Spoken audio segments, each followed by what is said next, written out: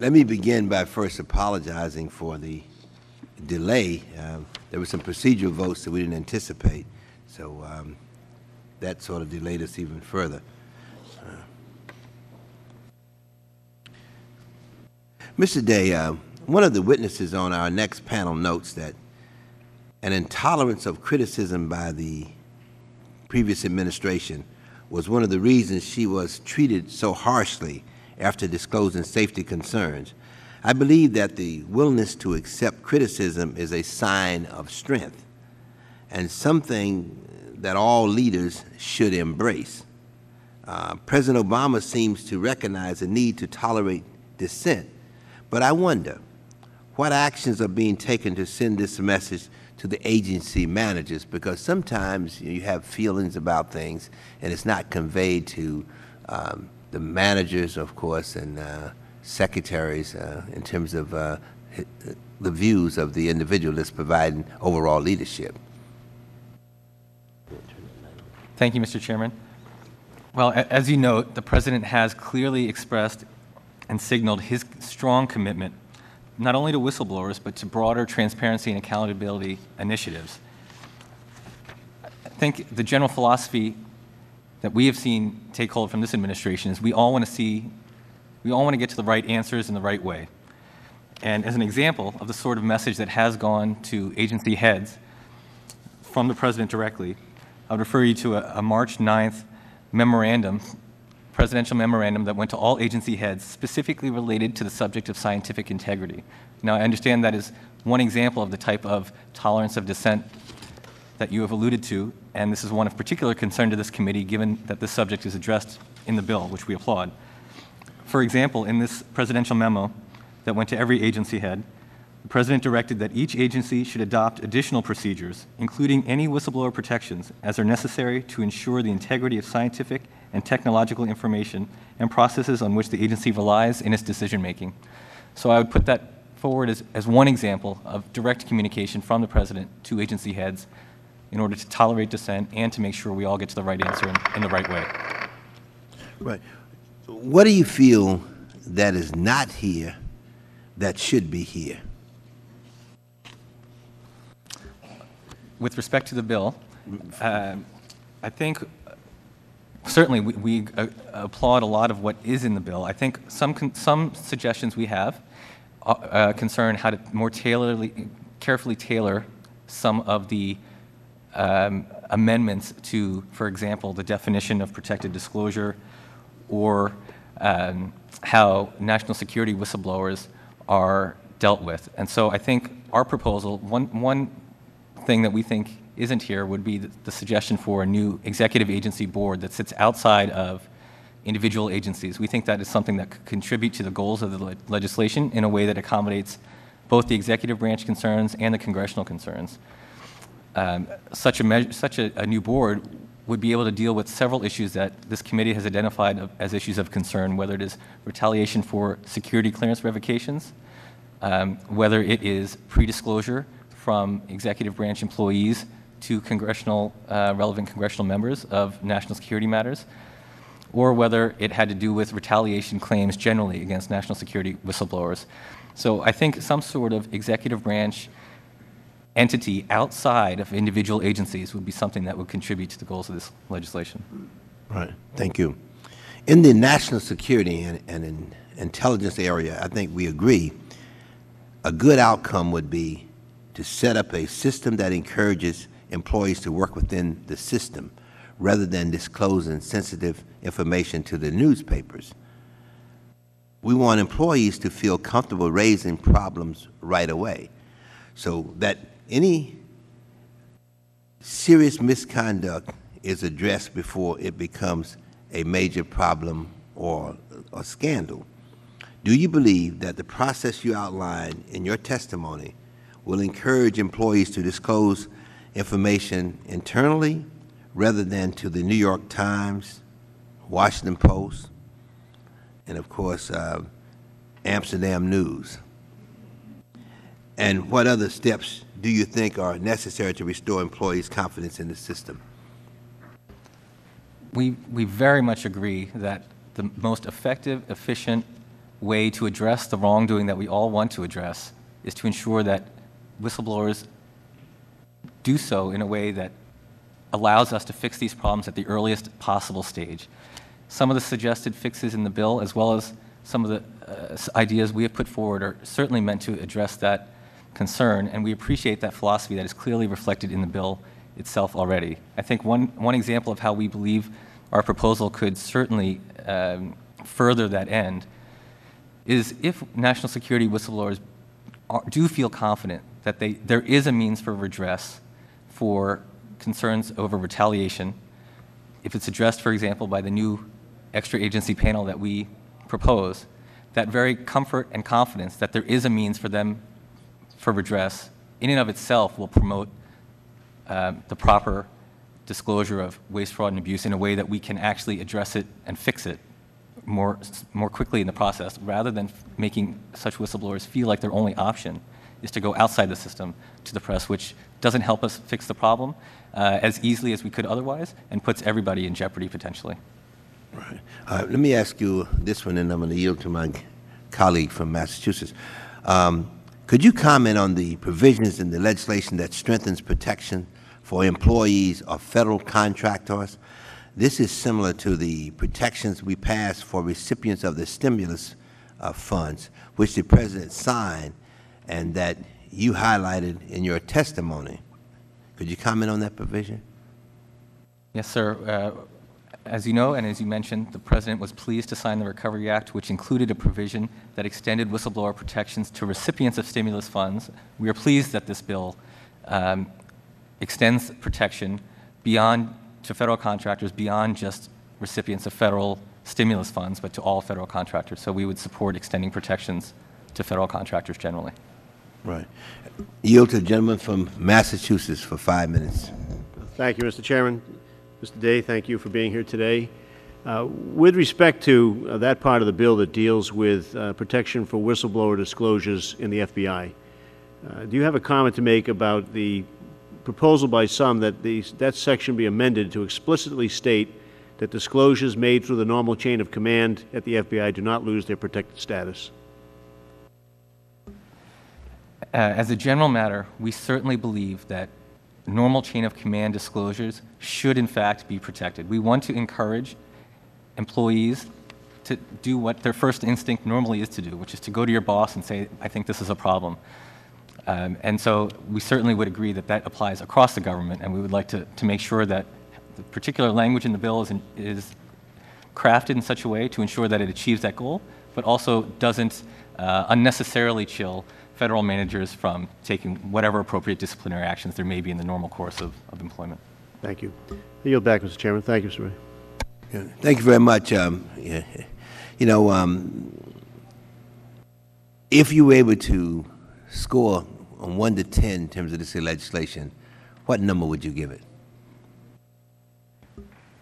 Well, I'm not a numbers person, so I suppose that's the first answer I'd have. I think we are... We leave the records open for you to get a number. I would say this. We are very, very pleased that the committee and Congress is paying attention to this issue, and the President and this administration wants to see a bill. And so we are very engaged to make sure that this bill happens to the extent Congress can make it happen this year.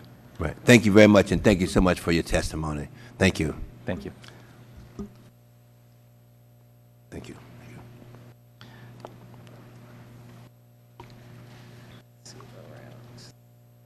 Here it is. Start here. Gotta go.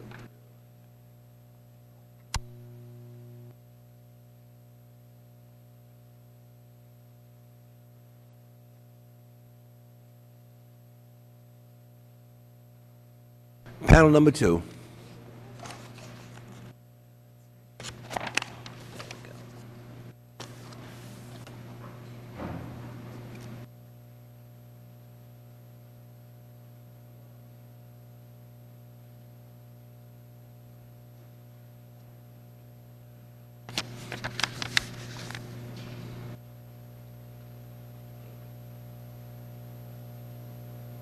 Oh, here, there's 3 people. I pronounce his name Gale. Gale. Yep, just Franz Gale and Bunatine.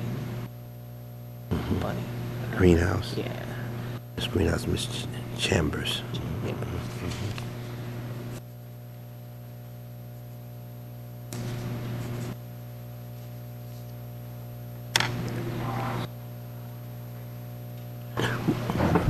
We now turn to our second panel. Our second panel will have 3 witnesses made up of current and former employees of the federal government. These whistleblowers each followed their conscience in disclosing evidence of wrongdoing or threats of public safety. They have taken different paths to arrive here today, and we have asked them to share their experiences with the committee. We'll first hear from Ms. Bunatine, of course, and then better known as Bunny, who is a top procurement executive with the Army Corps of Engineers. Our next witness is Franz Gale, is currently employed as a civilian science and technology advisor with the United States Marine Corps. Our third witness is Theresa Chambers, was the chief of the United States Park Police and was removed after disclosing her concerns about the safety of the national parks. I look forward to hearing each of your testimonies, and as I said earlier, it is committee policy that all witnesses are sworn in. So if you would stand and raise your right hand.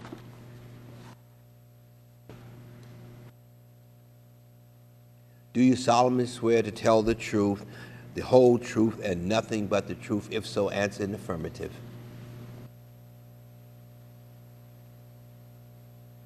You may be seated. Let the record reflect that the witnesses answered in the affirmative.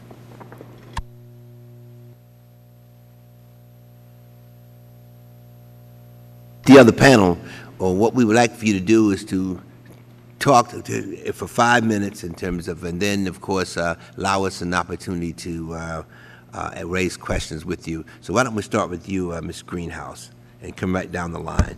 And thank you all for being here. Yes. Chairman Towns, I believe Ranking Member Issa is not here now. Is that correct? He'll be here. Okay. And honorable members of the committee, I want to first thank you for holding this hearing. I'm required to state that I appear in my personal capacity. In 1997, I was sworn in as the United States Army Corps of Engineers Procurement Executive and Principal Assistant responsible for contracting. I was selected for this position following a competitive selection process where I was judged most qualified. I am proud to have been the first Black female to become a member of the Corps' Senior Acquisition Service, Executive Service, I soon realized that the Corps' contracting practices were dominated by cozy and clubby contracting relationships. Simply stated, improper contracting practices were the norm rather than the exception. I fought to bring accountability and fairness to the Corps' contracting mission, which brought about hostility and was blatantly tied to my race and gender.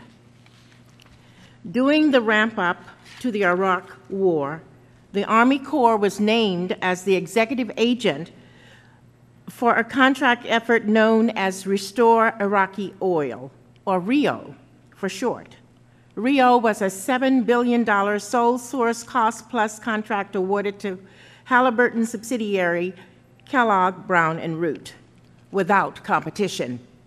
A decision at the highest levels was made to exclude me as much as possible from the RIO contracting effort. I was not told that the Corps had been selected as the executive agent for the RIO contract, and I was kept in the dark for as long as possible. But I could not be completely circumvented because eventually the final justification and approval for the RIO contract had to be provided to me for signature. It was not until the invasion of Iraq, and that was imminent, that the curtain was finally lifted giving me a front row seat to the worst contract abuse I witnessed during the course of my 23-year professional contracting career. Although the Corps had been named the executive agent, in reality, that function was controlled out of the Office of the Secretary of Defense. I raised concerns directly to the Secretary of Defense's representative and to the senior contracting officials from the Department of Army and to my command, outlining the selection of KBR was improper and unlawful, that the process was plagued by conflict of interest, and the scope and the duration of the compelling emergency contract was unconscionable. My concerns were ignored. Because of the invasion of Iraq was imminent and that there was little that I could do, after some soul searching, I was compelled to handwrite directly onto the original copy of the contracting documentation a notation documenting my most pressing concern over the unprecedented duration of the contract. My notation on the contract documents did not sit well with my superiors, and retaliation was sure to follow. In October of 2004, I was called into the commander's office and given written notice that I was to be removed from the senior executive service and from my position. I was told that I could avoid the embarrassment of demotion and could retire with grace. I did nothing wrong, I was not going to retire, and I could no longer remain silent. I turned to Michael Cohn, a co-founder of the National Whistleblower Center, for help. With his assistance, I was able to bring my concerns to the then acting Secretary of the Army and key members of Congress. A media storm followed. The acting Secretary of the Army did the right thing by acknowledging the seriousness of my concerns. He ordered a halt to my demotion and removal until my concerns were reviewed by the Department of Defense, Office of Inspector General, the DODIG. But there was no visible action to investigate my concerns. As far as I can tell, the DODIG never conducted an investigation. The status quo ended after I agreed to testify before a congressional committee regarding improper contracting. I was approached by the United States Senate Democratic Policy Committee and asked to provide testimony about my concerns. I felt obligated to appear, particularly because my concerns were not being looked into as has been promised by the acting Secretary of the Army. Word that I was going to appear reached the Corps, which prompted a visit from the Army Corps' acting General Counsel. He let it be known that it would not be in my best interest to voluntarily appear before the committee. I ignored the message, and that was delivered and testified on June 27, 2005. I anticipated swift retaliation for doing so, and I didn't have to wait long. On August 25, 2005, I was removed from the SES and stripped of all contracting responsibilities. Since then, my top secret clearance was withdrawn. I continually receive inappropriately downgraded performance reviews. Others are allowed to take credit for my work, and I am kept away from my career field of contracting. I was even denied recognition for having 25 years of federal service at the annual USACE award ceremony that was afforded to other USACE-eligible employees. I am not an expert in the law, but I am well-versed in how poorly it works when it comes to federal sector whistleblower protection. The current reality is that the Federal Whistleblower Protection Act offers no protection. How poorly it works is perhaps best exemplified by the advice I received from the National Whistleblowers Center, a not-for-profit organization devoted to helping whistleblowers. When I explained what was happening to me, I was told that filing a claim under the Whistleblower Protection Act would do more harm than good. I essentially received the same advice from my former commander, Lieutenant General Carl Strock, who was responsible for my removal and demotion. When my whistleblower concerns were made public, he announced in my presence during his weekly staff meeting of his senior staff that the Corps had a whistleblower, but that there was no need for concern because the system would take care of itself. I am the poster child of what federal employees can expect if they have the courage to blow the whistle on waste, fraud, or abuse. A lost career with the inability to wage a meaningful legal challenge. Federal employees deserve more than that. Thank you for listening. Thank you very much, Ms. Greenhouse, for your testimony. Mr. Gale.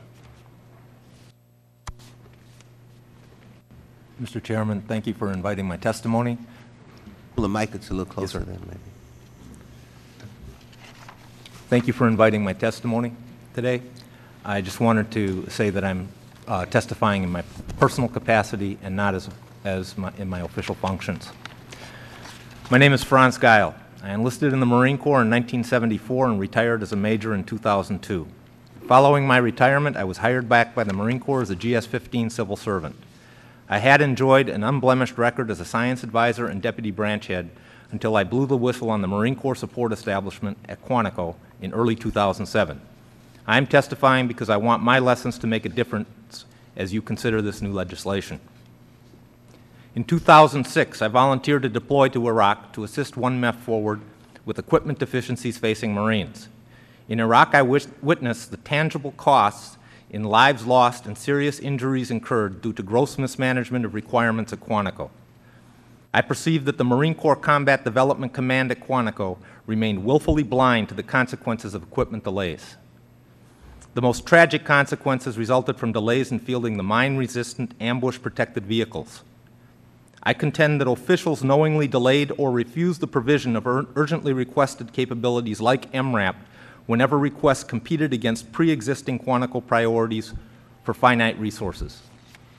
Upon returning, I was committed to ensuring accountability for the preventable loss of life and to achieve lasting organizational improvements. However, after my supervisors silenced my attempts to bring the issues to the attention of the Office of the Secretary of Defense, I reached out to the offices of then-Senator Biden and Senator Bond. For the OSD disclosures, I received a formal counseling and rewritten job description. Then I received a formal letter of reprimand for a well-received email to a senior joint commander outside of my chain of command. Finally, I received a notice of proposed suspension for meeting with congressional staffers. I submitted 3 complaints to the Office of Special Counsel, each being rejected on different grounds. The Government Accountability Project assisted me in getting OSC to consider a 4th submission, and I was also invited for an interview. But I have not heard from OSC in over a year. GAP and concerned members of Congress have been my only advocates. Then in 2007, I was directed to conduct a study aimed at modernizing combat development processes. I completed studies on MRAP, Laser Dazzler, and other denied capabilities. When staffers asked for the unclassified case studies, I provided them. This initiated DoD-IG audits of MRAP and Laser Dazzler urgent needs. The MRAP audit found that the Marine Corps was aware of the threat posed by improvised explosive devices and of the availability of MRAP-type vehicles years before insurgent actions began in Iraq, yet did not acquire them. Even after 1MEF Forward urgently requested MRAPs to mitigate casualties, MCITIC did not respond. The audit did not refute my case study findings that the MRAP requirement was grossly mismanaged and that inaction by MCITIC cost many Marines their lives unnecessarily. Other independent audits further confirm my disclosed concerns. The Dazzler audit is ongoing. More reprisals have followed my case study disclosure to Congress, including disapproval of 2 separate requests to attend school, disapproval to participate in a 2-year congressional fellowship program, and a 2 performance rating for 2008 under the National Security Personnel System. A 2 places me in the bottom 3% of the 160 civilians against whom I was compared. I am also undergoing a periodic security clearance reinvestigation. I have no reason to believe that my supervisors portrayed me as trustworthy. Finally, I have been issued a performance improvement program, giving me 26 work days to complete a lengthy list of self-improvement steps. It appears clear to me that this latest reprisal will probably lead to my termination. My current situation is a far cry from the one MEF forward commanding general's recommendation to have me considered for the senior executive service ranks when I return from Iraq. In conclusion, the Marine Corps is my life, and I owe back a great debt. That is why I continue to hang in there. I joined the Marine Corps following my 17th birthday in 1974, and the Corps has given me my proudest identity and a purpose for my life. I feel very fortunate indeed, but it is the Marine Corps I honor, not the Quantico and Beltway corporate Marine Corps, a culture that has acted on incentives and exhibited priorities that were and are often divorced from those of Marines in harm's way. Officials must be held accountable for their past willful blindness to known threats, and the general officers who, 1, failed to supervise those officials then, or 2, continue to defend their past actions today must be held accountable as well. If those generals and officials are not held accountable for past tragedies before public attention wanes, the same officials will follow parochial priorities with renewed confidence in the future, and Marines will again pay the price in the field. As I stated to my supervisor during a counseling session in 2007, I intend to successfully achieve a degree of accountability and concrete change at Quantico, or I will be fired in the process of trying. While I don't want to be fired, that may be the cost of me doing my duty as a Marine and a civil servant. The legislation you are discussing today will probably come too late for me. However, I will feel good if I manage to help protect DoD federal employees in the future from the sort of treatment I have been experiencing over the past 2 years. Thank you, sir. Thank you very much. Is it Chambers or Chambers? Chambers, sir. Chambers, so I was right. Ms. Chambers. Thank you, Mr. Chairman and members. Thank you for this long-awaited opportunity. My name is Theresa Chambers, and I am a 33-year career law enforcement professional. And I had been the chief of the United States Park Police, responsible for protecting our nation's most notable parks, monuments, and parkways. Being selected for this position following a nationwide search was a tremendous honor, affording me the opportunity to serve my country. For the past 5.5 years, however, I've been trapped in a bizarre, utterly broken system. Years of litigation have yet to resolve a very simple question. Is telling the truth a firing offense in federal service? In November 2003, a Washington Post reporter contacted me for an official agency response regarding information the union had supplied him, including internal documents showing that there were not enough officers to cover assignments following the attacks of 9/11. On December 2nd, the Post published the article. After reading it, I thought it would be well received because thorny issues had been handled deftly. This was not the case. 3 days later, without explanation, and with 3 armed special agents at his side, then National Park Service Deputy Director Donald Murphy ordered me to surrender my gun, badge, and identification. I was placed on administrative leave and ordered not to speak further with the media. 2 of the agents escorted me back to my office to quickly collect personal effects. Then I was walked out into the street. Standing there at the curb in full uniform, holding a cardboard box of things, I was stunned. Little did I know that a long, strange odyssey had just begun. 1 week later, I was summoned to a meeting with Murphy and a senior Department of Interior attorney. They offered to forego any punishment and fully restore me as chief if I would appear at a press conference to deny that there had been any sort of disagreement. A string was attached. A political appointee would vet all my communications with Congress and the media. I refused to participate in what would result in misleading Congress and the public. Days later, I was charged administratively with improperly disclosing law enforcement sensitive information to the Washington Post. For good measure, Interior tacked on 5 administrative charges, none of which had been raised previously. The charges were not true, and I filed a detailed rebuttal. Convinced that these charges would not withstand factual or legal scrutiny, I lodged a complaint with the U.S. Office of Special Counsel. The investigation dragged on for 5 months, but came to no conclusion. At one point, OSC hosted a dispute resolution meeting, during which a Bush appointee suggested that Interior would pay me $300,000 to resign. When I told them I was not interested in money, those negotiations quickly ended. After more than 7 months, I filed directly with the Merit Systems Protection Board, and within a few hours of doing so, Interior announced its decision to fire me. The MSPB process has been a long, drawn-out nightmare.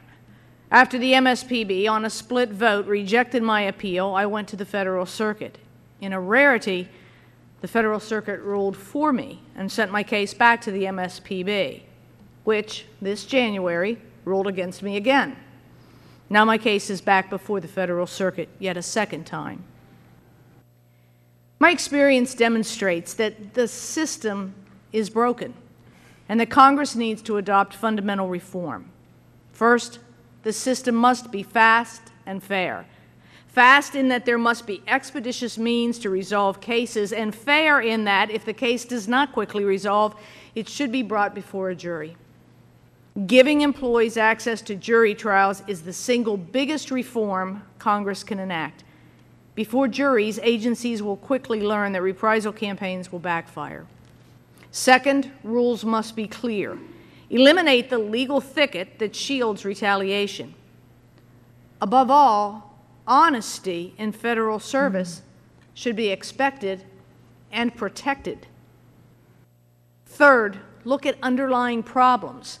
The current system concentrates only on the personnel action but completely ignores the underlying problem over which the civil servant risked his or her career. In 2003, I told Congress and top agency officials that the United States Park Police was dangerously understaffed. It is still understaffed, and even more so today. The men and women patrolling the monuments, parks, and parkways are not getting the support they need to do a demanding but vital job, and because of this, both they and the public remain in danger. I am proud of my service with the United States Park Police, and I stand by the decisions I have made. My hope is that my experience will result in positive change for public servants who have the courage to speak the truth, regardless of the consequences. Thank you for your time, sir.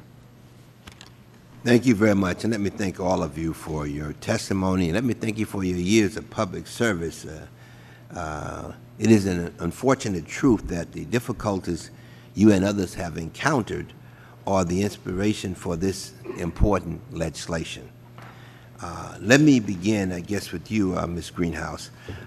You note in your testimony that your top secret clearance was removed after you blew the whistle.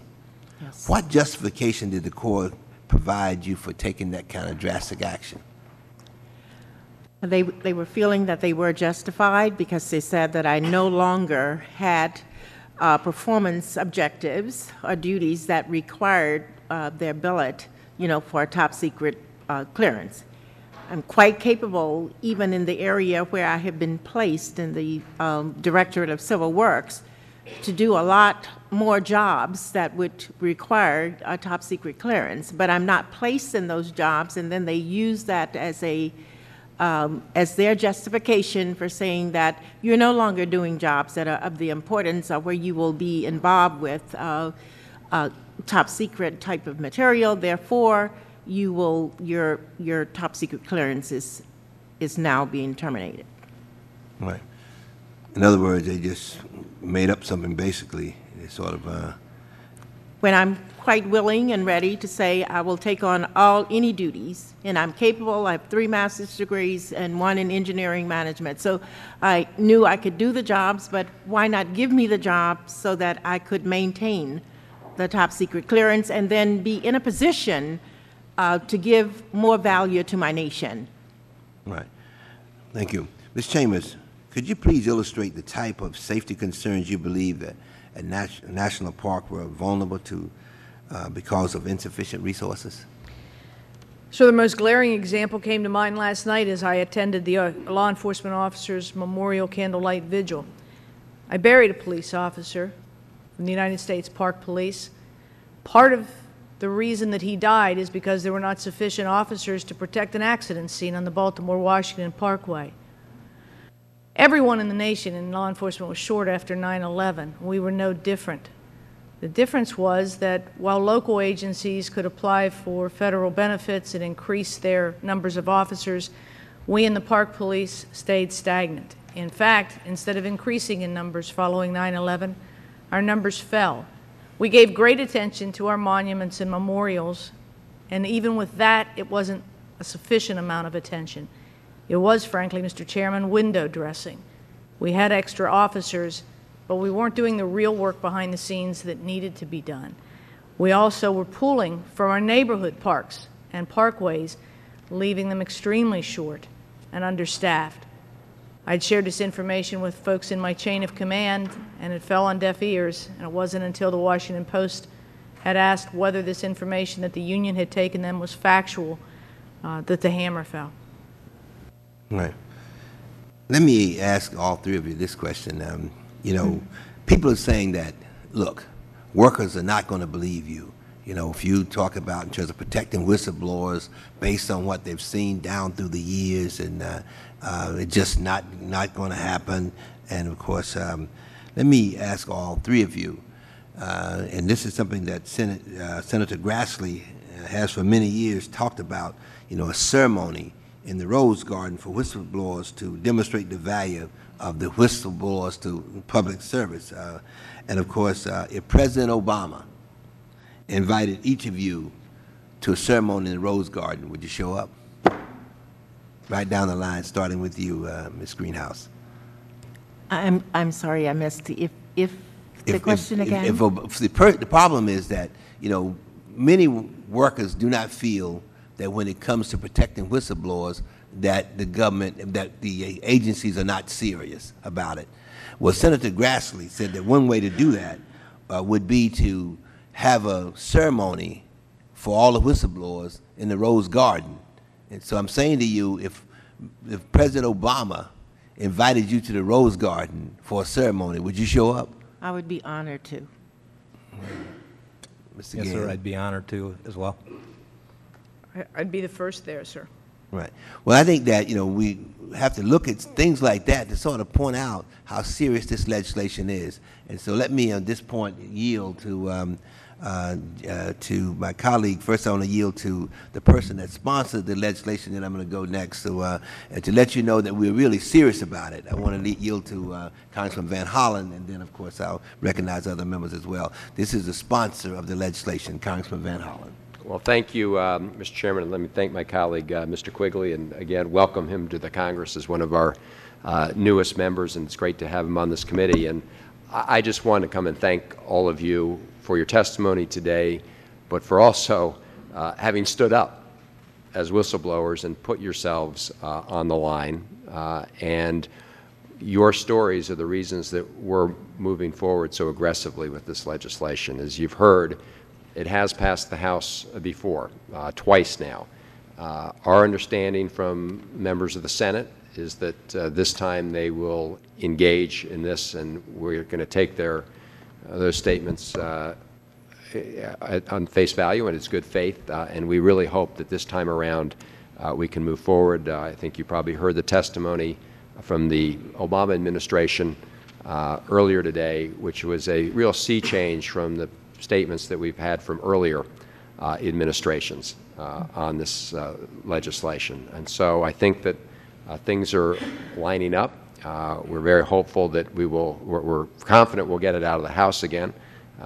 We're very hopeful we'll then get it out of the Senate and to the President's desk. And as the administration witness said today, the President looks forward to signing legislation strengthening whistleblower protections. But we wouldn't be here today and we would not know of the flaws and problems with the existing system if it hadn't been for your courage in coming forward. And so really, as the chairman suggested in his last question to you, this legislation is really dedicated to you and all the other whistleblowers out there who have come forward to try and protect the taxpayer, protect our country, and it's time that we send a signal that that kind of bravery and courage is rewarded and not punished. So thank you all for coming forward today. Thank you, Mr. Chairman. Thank you very much. I yield 5 minutes to Congressman Quigley from the great state of Illinois.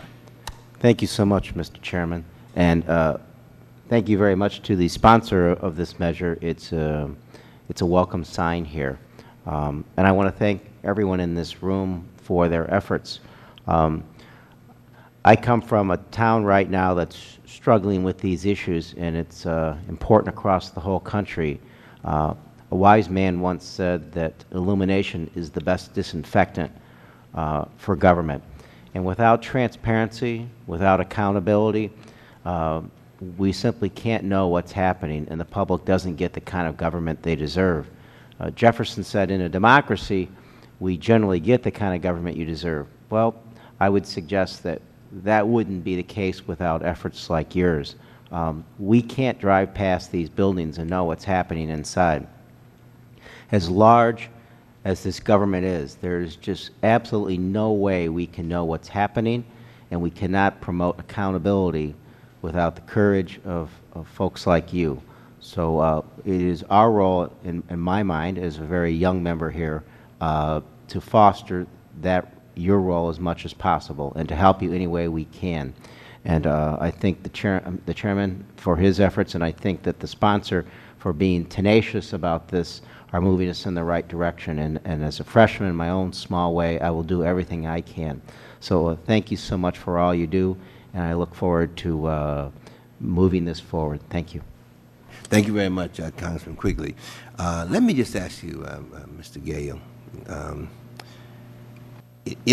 important part of this committee is to look at the effectiveness of the Inspector Generals. You've told us that the Department of Defense Inspector General largely vindicated your concerns. Could you tell us what the Marine Corps has done to follow up on any recommendations the IG made in its report? Sir, I'm not aware of any actions that were taken in response to the IG's audit. I do know there have been improvements made. There's been other audits, too, that have taken a look at the Marine Corps that have been very unfavorable with regards to the requirements process at Quantico. One of them was the Naval Audit Service back as far as 2007. I do know they were very engaged at Quantico in improving the transparency of the requirements process and improving the responsiveness to warfighters as a result of that very negative report. But as far as any activities in response to the DOD IG's audit of the MRAP urgent UNS process, I do not know of any specific actions that the Marine Corps has taken. Right. Well, let me thank all three of you again for your testimony, and to say to you that you have a question? Mio. I'll be delighted to yield.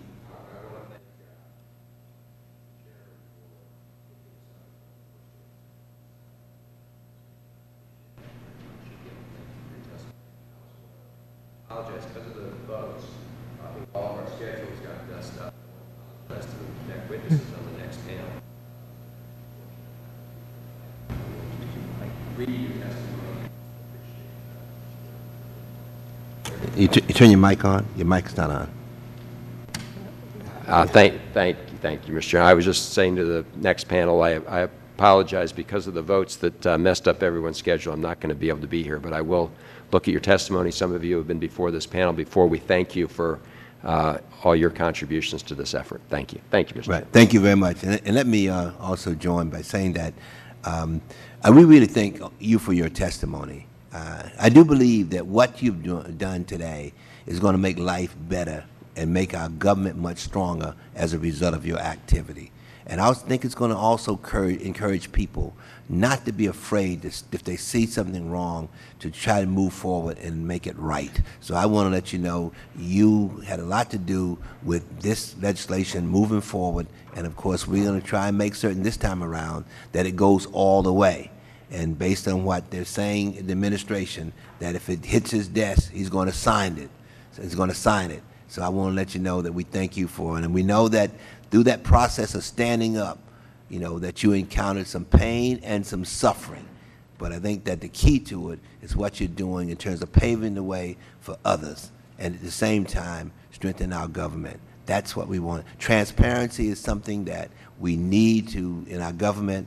The President of the United States, in every conversation I've had with him, he's indicated that he would like more transparency, and what you're doing is to help him to get it. Thank you so much for your testimony. Thank you. Thank you, sir.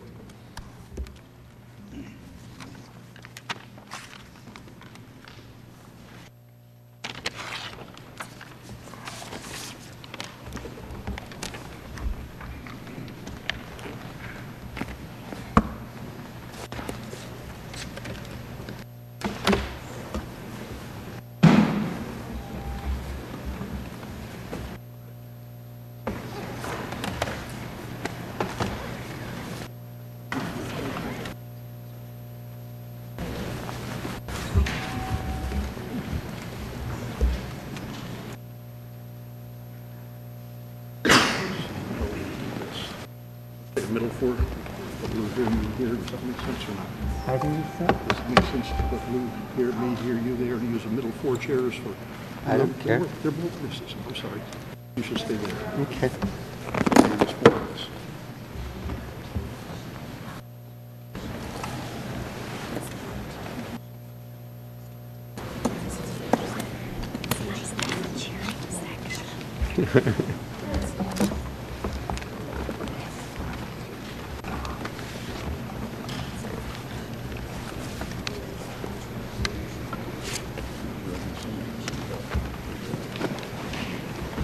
Oops.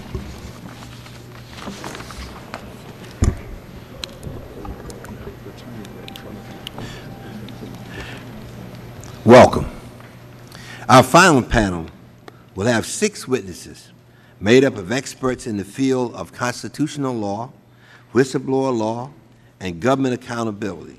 Louis Fisher is the Special Assistant in the Law Librarian of Congress at the Law Library of Congress and is an expert on constitutional law and separation of power issues.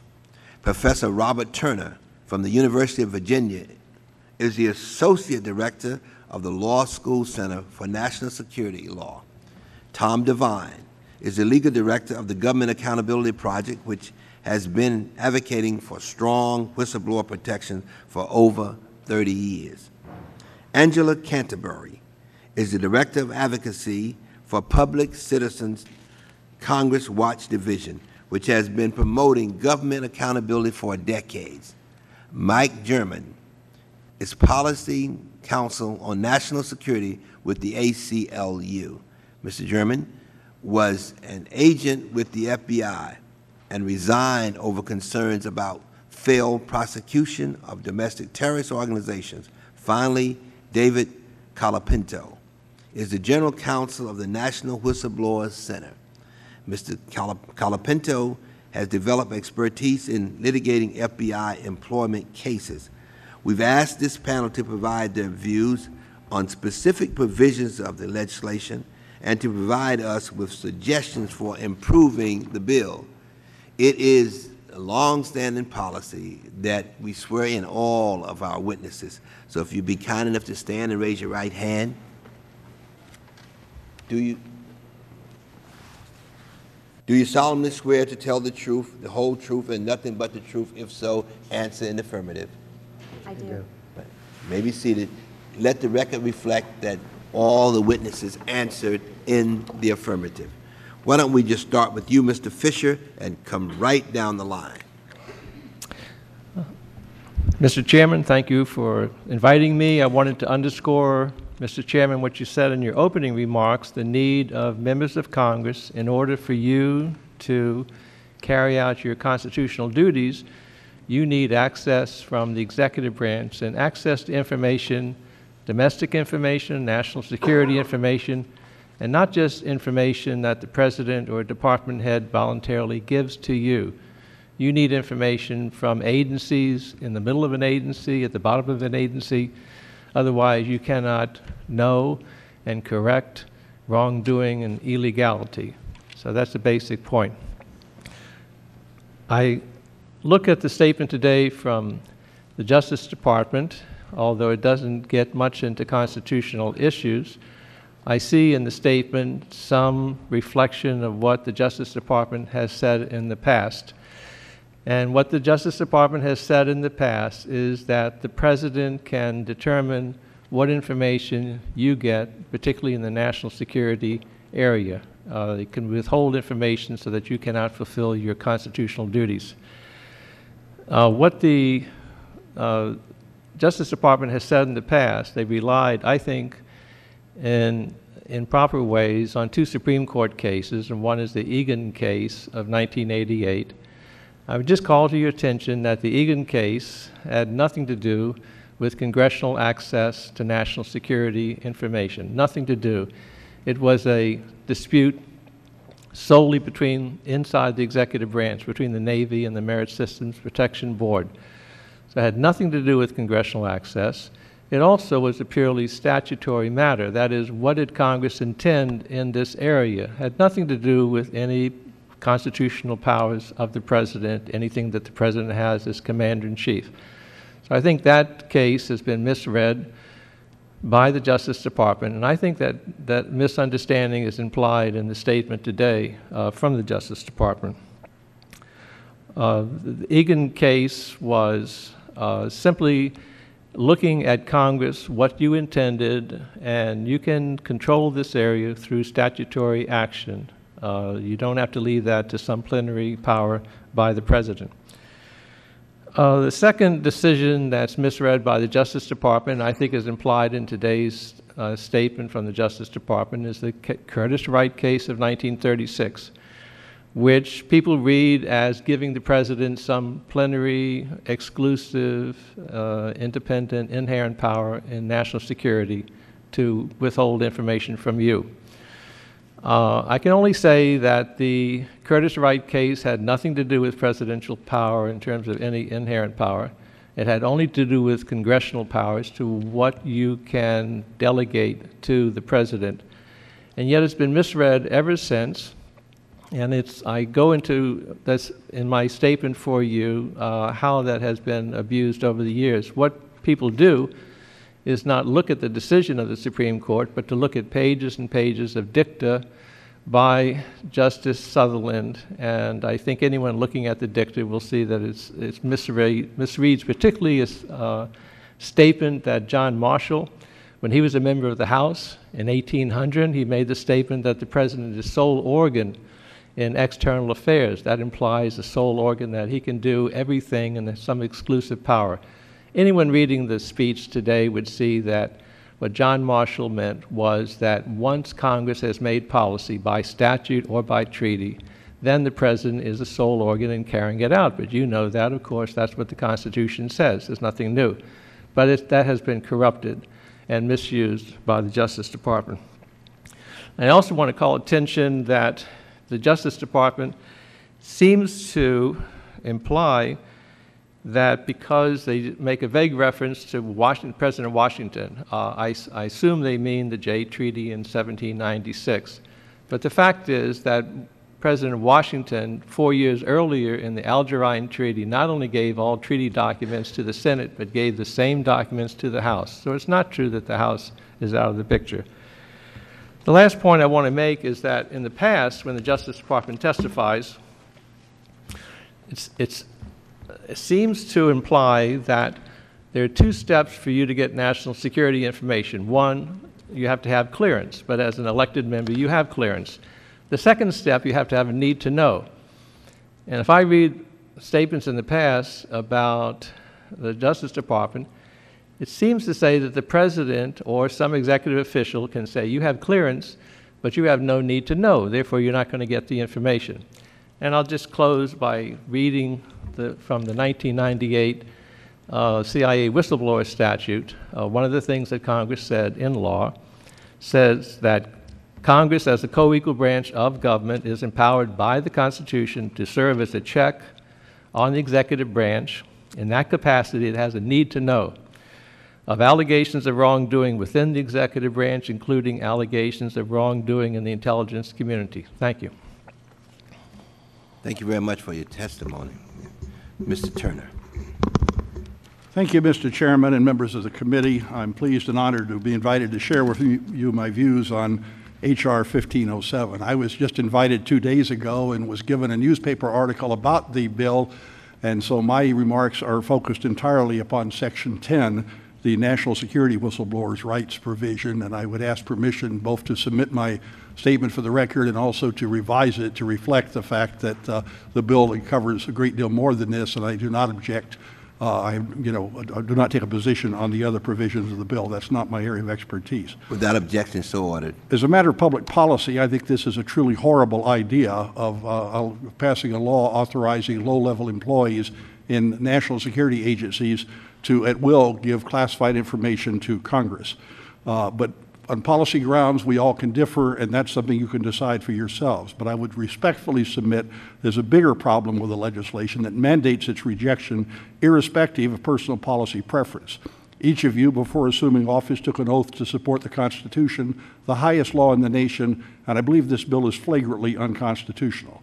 I don't say that lightly. I first became interested in these issues in 1966 when I had the privilege of attending a lecture in this area by the great Quincy Wright. I've spent much of my professional life in recent decades studying, writing, and teaching about these issues. I wrote a 1,700-page doctoral dissertation on the issues, and I've written several books in the area. I worked on the issue for 5 years as a Senate staff member, later in the Pentagon, the White House, and the State Department, where I was the acting Assistant Secretary for Legislative Affairs in 1984-85. I spent 3 terms as chairman of the American Bar Association's Standing Committee on Law and National Security, and as you noted, in 1981, I co-founded the nation's first think tank in this area, the Center for National Security Law. My prepared statement, which was done very quickly but is about 20 single-spaced pages, includes more than 50 citations to the writings of George Washington, Thomas Jefferson, James Madison, Benjamin Franklin, John Jay, John Marshall, and others. It cites early legislation from the first Congress and judicial precedents dating back to Marbury versus Madison in 1803, which I have to admit was dicta as well, but is nevertheless considered a fairly important case. The clear message is that the Founding Fathers intentionally excluded Congress from having access to sensitive military, diplomatic, or intelligence secrets without the consent of the President. In 1776, Ben Franklin and the rest of the Committee of Secret Correspondence of the Continental Congress unanimously agreed they could not share news of covert French assistance to the American Revolution because, and I quote, "we find by fatal experience that Congress consists of too many members to keep secrets." By far the most important document in helping the American people understand the Constitution were the Federalist Papers. The official journal of the convention and Madison's lengthy notes were not published for decades. In Federalist number 64, John Jay explained that important foreign intelligence sources would not be willing to confide their information to the Senate or Congress, but they would be willing to confide in the secrecy of the President, and thus he explained that was why the Constitution had left, quote, "the business of intelligence," end quote, to be managed solely by the President, quote, "as prudence might suggest." When Congress appropriated funds for foreign affairs and intelligence year after year, it asked the President to account specifically only for those expenditures from this fund as, quote, "in his judgment may be made public." In 1818, the legendary Henry Clay, Speaker of the House, declared that it would be improper for Congress to inquire into how the President spent money from his Secret Service account. Others echoed the point. No one voiced disagreement. My prepared statement discusses a number of Supreme Court cases recognizing this power. The agreement of all 3 branches on this issue was so strong that in 1957, the great Princeton constitutional scholar, Professor Edwin Corwin, who was the principal author of the massive congressional document on the Constitution, annotated document, said, and I quote, "So far as practice and weight of opinion can settle the meaning of the Constitution, it is today established that the President is final judge of what information he shall entrust to the Senate as to our relations with other governments." I think I'm missing page 4, but I think probably my time is up.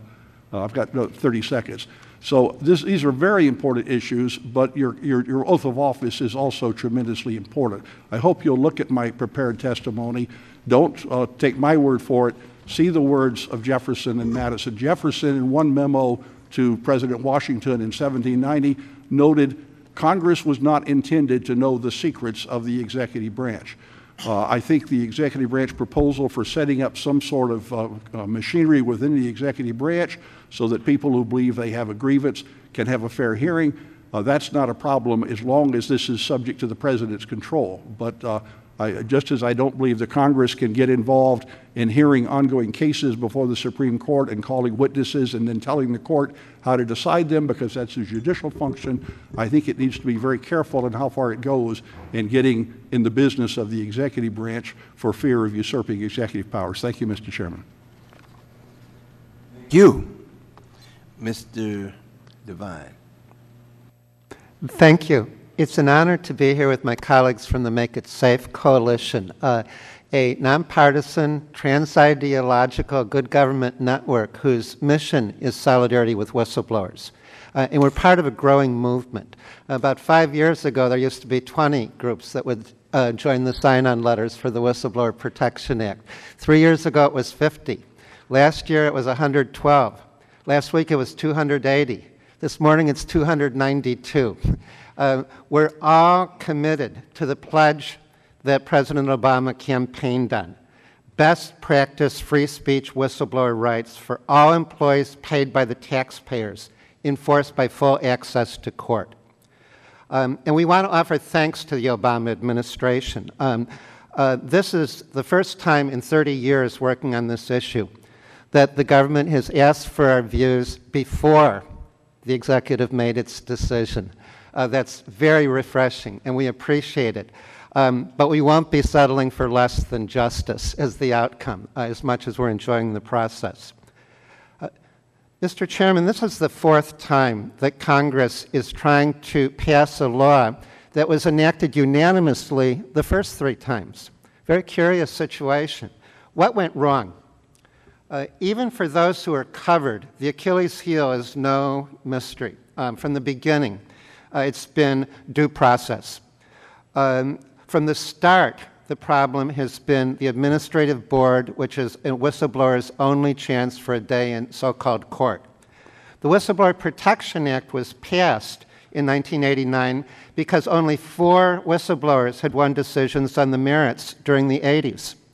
Well, guess what? It's deja vu all over again. We've only had 3 cases where they won since the millennium, and only 1 under the current chair, Neil McPhee.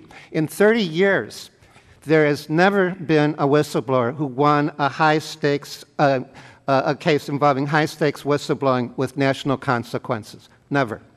Among all the lawyers that I know in the National Capital Region, where the most significant jobs are, since 1979, a whistleblower has never won any case, significant or petty.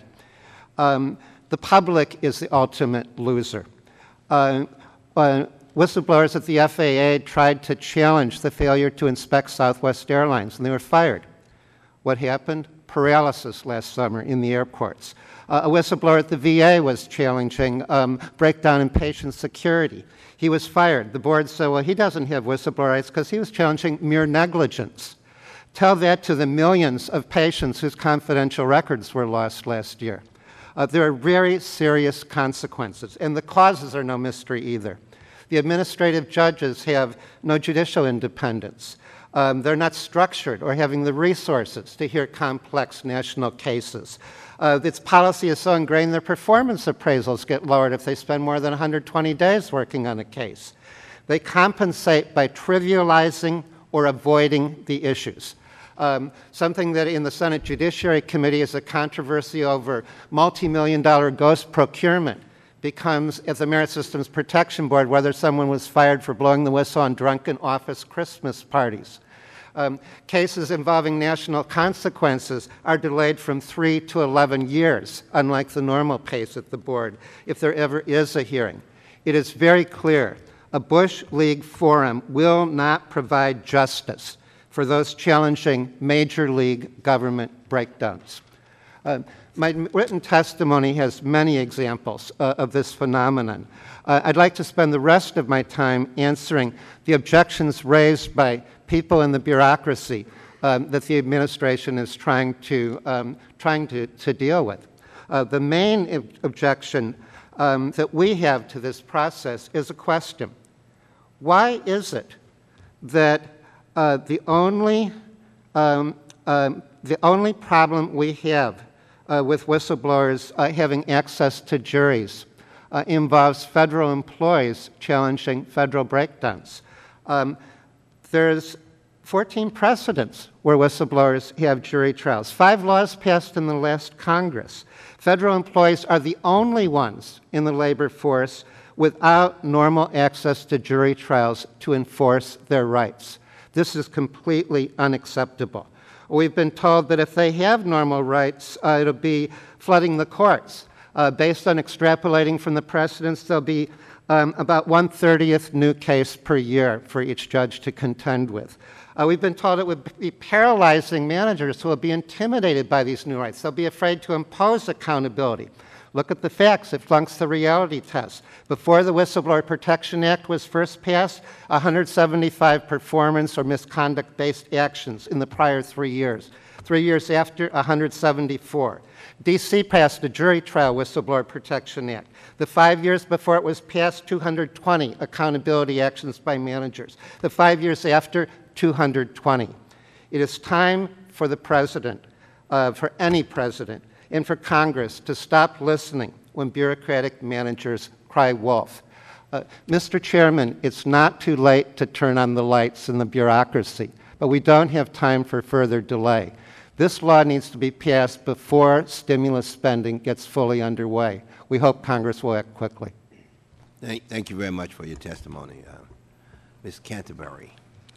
Thank you, Chairman Towns and members of the committee, for the opportunity to testify in support of H.R. 1507, the Whistleblower Protection Enhancement Act of 2009. I'm Angela Canterbury, Advocacy Director for Public Citizens Congress Watch Division.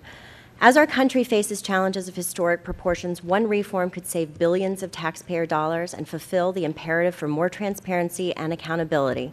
Authentic whistleblower protections for all federal employees and contractors.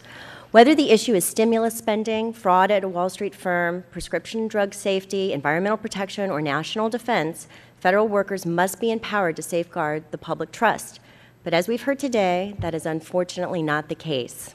A pervasive culture of secrecy in the federal government is fostered by the ease with which repression and retaliation can be meted out to any employee who dares to point out wrongdoing. In 2007, the Nonpartisan Ethics Resource Center found that more than half of the federal workforce observes misconduct on the job, but only 1/4 reported wrongdoing because the others feared retaliation. More than 1 out of 10 who did report experienced retaliation.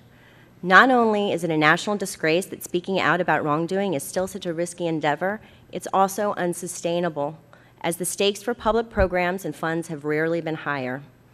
Whistleblower protections are good government and good business. Under the False Claims Act, whistleblower disclosures now account for the majority of fraud recoveries from dishonest contracts, 1.45 of the $2 billion recovered in 2007 alone.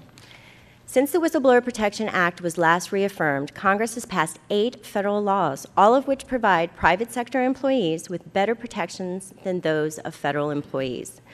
Our current system for protecting federal whistleblowers is badly broken and outmoded.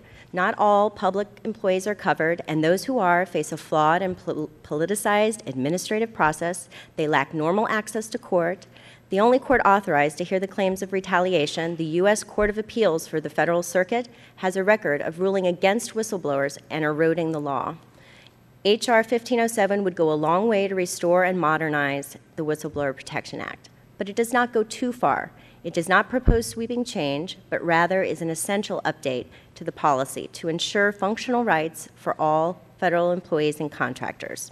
It closes loopholes created by bad court decisions. It improves due process rights, extends necessary coverage to contractors, Transportation Security Administration workers, and national security workers, allowing for review procedures sensitive to national security concerns and provides specific protections to federal scientists. Perhaps the most significant update is the addition of access to jury trials and more judicial review, granting the same safety net for federal workers that Congress has already granted to millions of private sector employees. A trial by jury, though only likely to be used by a small minority, is essential to ensuring the law will be effective. Today, I offer one suggestion for improving the bill. ensuring whistleblowers aren't forced into arbitration.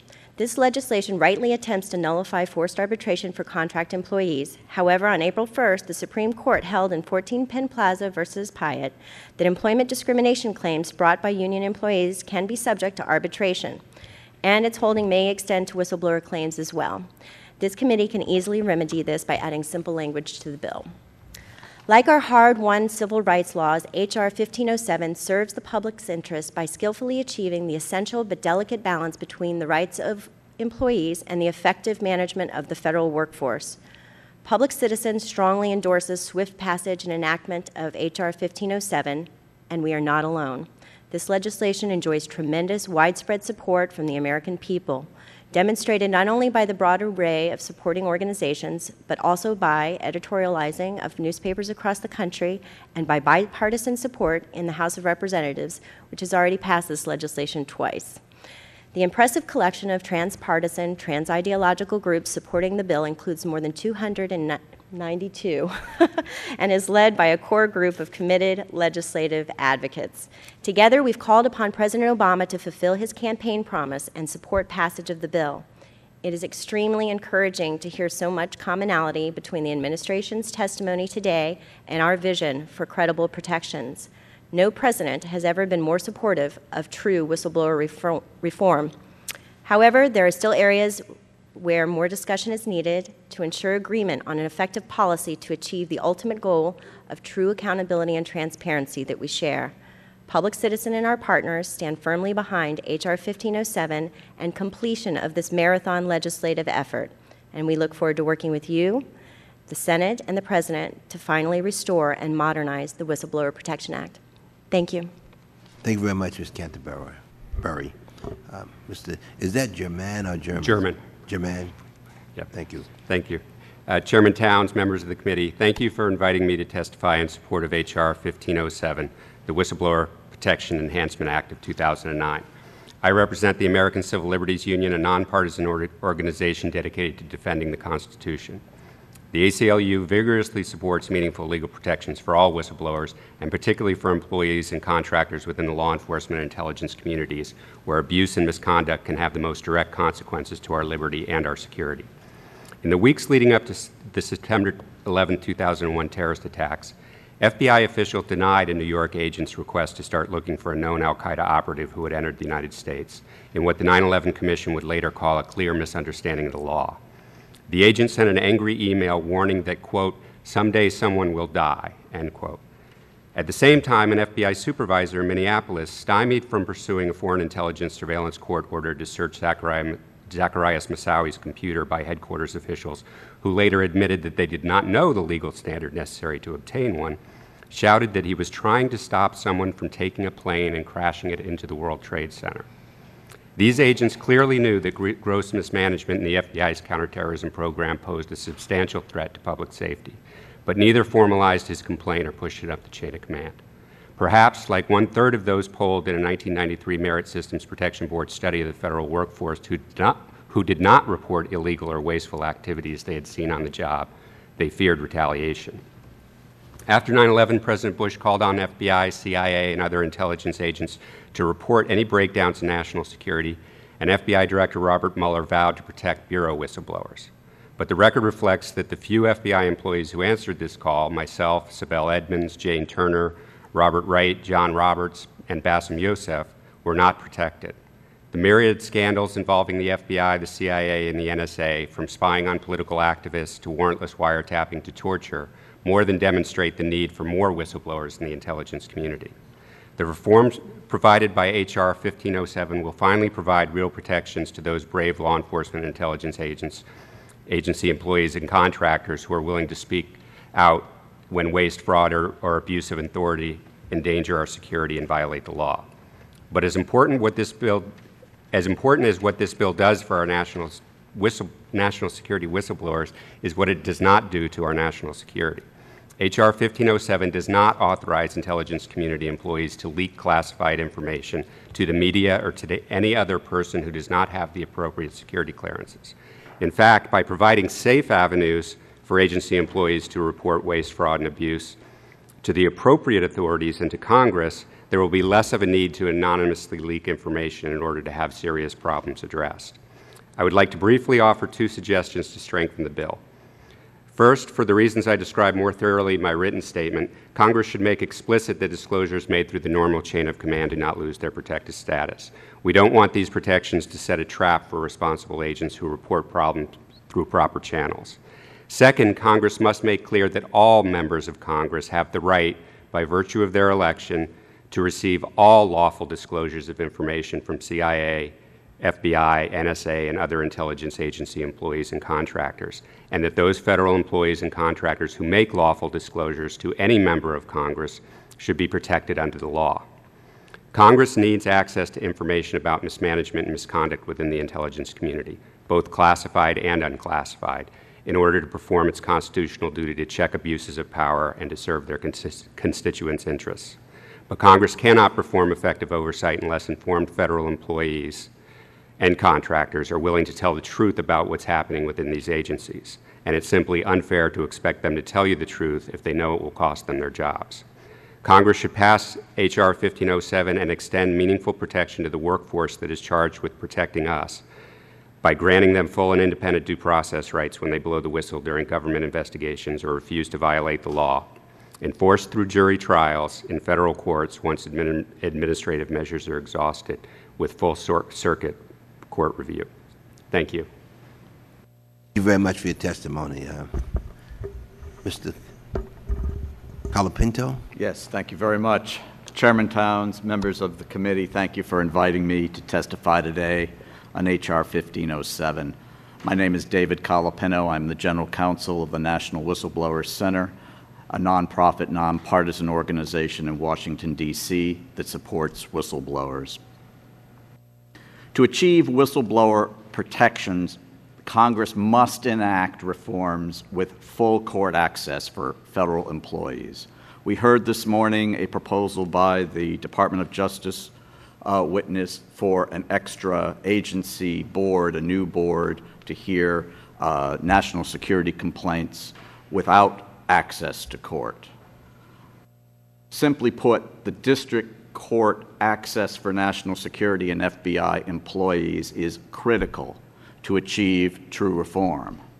Whatever administrative scheme is devised by Congress, if it is without district court access, it is doomed to fail. That conclusion is based on a more than 30-year history that tells us what works and what does not. Laws that permit district court access, like H.R. 1507 and Title VII of the Civil Rights Act, work. Other laws, like the current civil service system, that limit remedies through the administrative process, do not. For more than 18 years, FBI and intelligence agency employees have had the right to go to federal court on claims of retaliation, go before a jury, and seek compensatory damages under Title VII. That exists today. They can also go to district court under the Privacy Act and seek damages. They can go to district court for pre-enforcement injunctive relief to remedy constitutional violations. Under all of these laws, district court access for national security and FBI employees does not air details of national security programs. It just doesn't happen in our federal courts. Likewise, H.R. 1507, as it is constructed, would pose no risk to national security under the district court access provisions. Where national security is related to a case, district courts have many protective measures available to prevent disclosure of classified information. For example, under Title VII, in national security agency cases, federal courts have used pseudonyms and protective orders to protect national security information. Other protective measures are already in existence within the rules of civil procedure and the rules of evidence, where federal courts routinely use in-camera proceedings in order to protect the disclosure of classified information.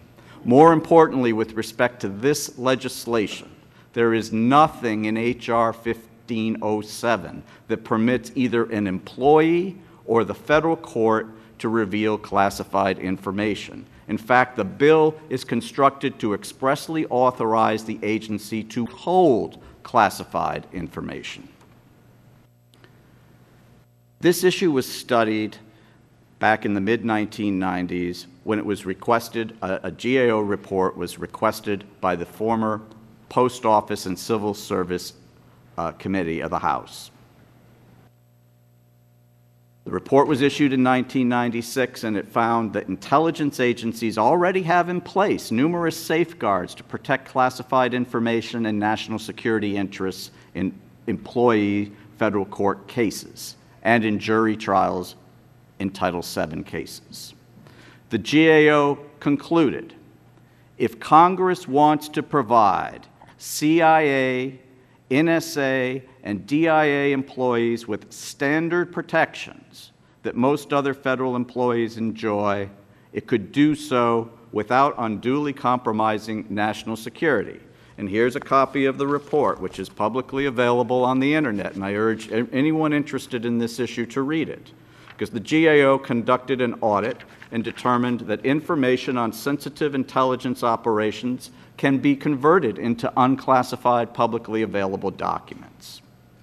Intelligence agency adverse action files contain generally no national security information. The files reviewed by GAO at the DIA and the NSA actually 98% of those files contained no such information. And that's the case file that is used to process the employee termination or discipline case.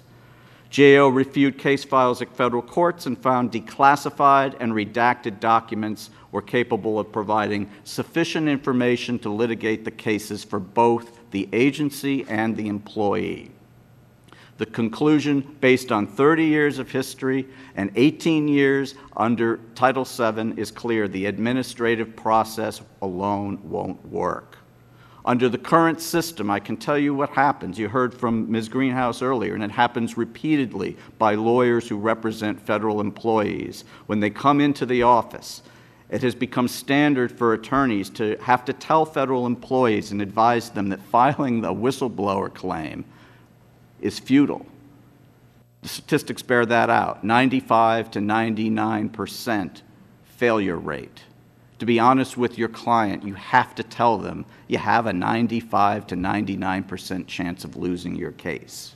And nothing is more demoralizing than having to tell a client, particularly a dedicated federal employee, particularly employees who work at national security or the FBI agencies, that remaining silent and not fighting retaliation is their best legal option. That won't change unless we have district court access for employees, including national security and FBI employees. And I thank you very much. Thank you very much, Mr. Colapinto. Let me, we've been joined by Congressman Cummings from Maryland as well. Mr. Fisher, do you see a significant difference in the position taken by the current administration in today's testimony and the historical position you outlined? My concern is that if you look at Justice Department positions over the years, they will say the President has exclusive control over national security information, even though you and other members have clearance. You don't have a need to know, and they can block you. I see that, frankly, in what was said today, because when the Justice Department testified today, after talking about President Washington, the Justice Department today then refers to testimony back in 1998 with regard to congressional oversight. And this is a quote from today's testimony from the Justice Department. The Constitution, quote, does not permit Congress to authorize subordinate executive branch employees to bypass these orderly procedures for review and clearance by vesting them with a unilateral right to disclose classified information, even to members of Congress. So if I read that correctly, I think they are, and I think it's underscored by their idea of some sort of entity within the executive branch to review that. And I think what they're saying is that employees in the agencies have no right to come here. They do under the 1998 CIA whistleblower going to the intelligence committees. But other than that, I don't see the change. I think they've decided today not to expressly talk about constitutional issues as they have in the past, but I don't see the change. Mr. Turner, you want to comment on that? I think Dr. Fisher's right. I think that they're doing what OLC and the executive branch has done throughout our history, and that is trying to uphold the Constitution, which, as it has always been interpreted, gives the president the final decision on classified information. And I think as a matter of policy, they may well prefer this, but I think they have a duty to the Constitution just as members of this committee do. Thank you very much. Mr. Devine, you mentioned in your testimony the importance of jury trials for federal employees. Yet it is our understanding that very few of the employees will ever exercise that option because of the expense of bringing a case to federal court. If that's the case, why is this right so important? Well, Mr. Chairman, first it matters because this is very much a litmus test of the president's credibility on transparency issues. His pledge is full access to court, and it'll be difficult to take those commitments serious if he leaves federal workers as the only ones without normal court access. But the main reason, and it far transcends the current administration, is in the high-stakes cases that are the primary reason the Whistleblower Protection Act is passed, there's no chance for justice at the Merit Systems Protection Board. The ultimate point of the law, and why it always has a unanimous mandate, is not just the congressional commitment to be fair to government workers. It's the impact on the public. And the board, the Merit Systems Protection Board, for 30 years has rubber-stamped termination of anyone who challenged a significant government breakdown. I mean, just give you some examples of the sophistry here. A federal air marshal in a week with his whistleblowing blocked the Transportation Security Administration from removing air marshal coverage on cross-country flights during a hijacking alert. They'd blown their budget on contractors, and they wanted to get back to even by canceling the air marshals on these flights during an alert. The whistleblower stopped them. He was fired for it. It's taken him 3 years. He hasn't gotten a hearing. And currently, the issue in the case is the preliminary ruling that he's not covered by the Whistleblower Protection Act. And that's because a loophole in the law is that it doesn't allow public disclosures of information whose release is specifically prohibited by statute. And the Merit Board has said, well, TSA was authorized by Congress to issue regulations. So when TSA issued a regulation that imposed blanket secrecy, virtually ending any public whistleblowing, that qualified as a specific statutory prohibition. Now, every agency in the government has that authority. And if this decision sticks, it means the Whistleblower Protection Act rights will only exist to the extent that they are not contradicting agency regulations. I mean, that's hopeless as a shield for government accountability. The bottom line is that for whistleblowers seeking justice in serious breakdowns of government service, the MSPB is the twilight zone. Thank you very much. I yield 5 minutes to the gentleman from Maryland, Mr. Cummings.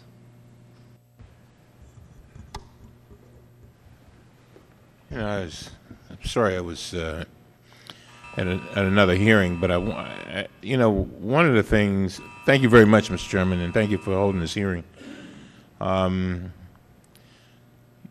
I think it's extremely important that we do everything in our power to protect whistleblowers. We had a case in Maryland which I got involved with where we had at one of our hospitals someone who blew the whistle on her superiors who knew that AIDS tests, like HIV/AIDS, and hepatitis B test were being administered by the faulty machinery. I'm talking about hundreds of them. And all of it was hush-hush. And this happened about 4 or 5 years ago. And by doing what she did, I believe that she saves a lot of lives. I think that when we look at, going back to your comments, Mr. Devine, it is so very important that we have transparency. Mr. Borowski, the special IG for TARP, told us in another hearing that he expected numerous cases, and if I remember correctly, he said hundreds of them coming out of this TARP situation. And so I think that, you know, I often say that it's a lot of times we don't act when we ought to act, and then something happens, and then we look back and say, we wish we had. And Mr. Chairman, I think that this is one of those times where we're going to have to act. And I know there's some that may disagree, but the fact is that I think America has called out for transparency. And as one, I've often heard it said that one of the greatest things that you can do is shine a light so that all can see, to address this whole issue of those kind of the problems that can come up in government. And one of the things that I've also noticed is that in some instances it's almost impossible to find out certain information unless you do have a whistleblower. And going back to what you were saying, Mr. Calapinto, did I screw up your name? That's good. All Mr. right. Calapinto, yes, thank you. Yeah, I was close. All right. But, you know, some kind of way, we also have to figure out how to put people in a position where they feel comfortable even coming forward and that they will not be harmed themselves. Other than that, you might as well throw this. I mean, we might as if we have that kind of situation where they feel threatened, then you won't get that kind of response. In Baltimore, we have a situation now where there's no cooperation. We have literally about 20% of our most serious cases, like murders and whatever, not going to trial. Why? Because of witness intimidation. Why? Because they believe they're going to be harmed. It's a second cousin to this, but it's the same kind of concept. In order to address the ailments of our society, a lot of times you've got to have, matter of fact, most of the time, you've got to have the cooperation of people. So, and so I just have, you know, just one question to all of you. One of the arguments that opponents of expanded whistleblower protection is that we will give a forum to people who just want to complain about management, or worse, are vindictive against their employer and want to get even. What's your response to those critics? And I know that there are several systems in place to weed out legitimate claims from the others, and I'd just like to know how do we address that? Well, Mr. Congressman, Devine, that's an objection that can be made to every right that Congress ever legislates. Every right can be abused. But you folks make a balancing test whether the benefits to the public outweigh the risk from the potential for abuse. And I can't think of any legislation where the balancing test is more in favor of the rights than with whistleblowers. The benefits to the public are incredible We've increased our recovery rate under the False Claims Act by almost 200 times annually by enfranchising whistleblowers. The issue probably comes down to a question of fear. What we hear over and over again is that emboldened whistleblowers, if they have normal rights, emboldened whistleblowers will bully their managers so they'll be afraid to impose accountability when it's needed. Now, the solution to that probably is to hire managers who aren't afraid to exercise their authority. That's not a reason for secrecy. But the fear that we've got without this law is secrecy enforced by repression when there's abuses of power that betray the public. That's the kind of really dangerous fear we have. And it's because of that fear that problems such as domestic surveillance turn into blanket violation of constitutional rights instead of being nipped in the bud. That torture becomes almost a tradition because it wasn't challenged in a timely manner when we first started straying from the Geneva Convention. That's how little problems turn into disasters, because people are afraid to challenge illegality. So we don't have a whole lot of respect for the argument that we can't give people rights because they might scare the power structure with them. I see my time is up, Mr. Chairman. I want to thank you for your indulgence. Thank you. Thank you very much. As we have seen from today's hearing, whistleblowers play a vital role in promoting government accountability and transparency. This has been an informative meeting, and I look forward to working with the administration and the Senate to enact a bill. I'd like to ask unanimous consent that a number of written statements be received, that we receive be submitted for the record. And without objection, the committee stands adjourned. And let me thank the witnesses for their testimony. We look forward to working with you as we move forward. Thank you so much. Adjourned. Yeah, we got to vote on it, so.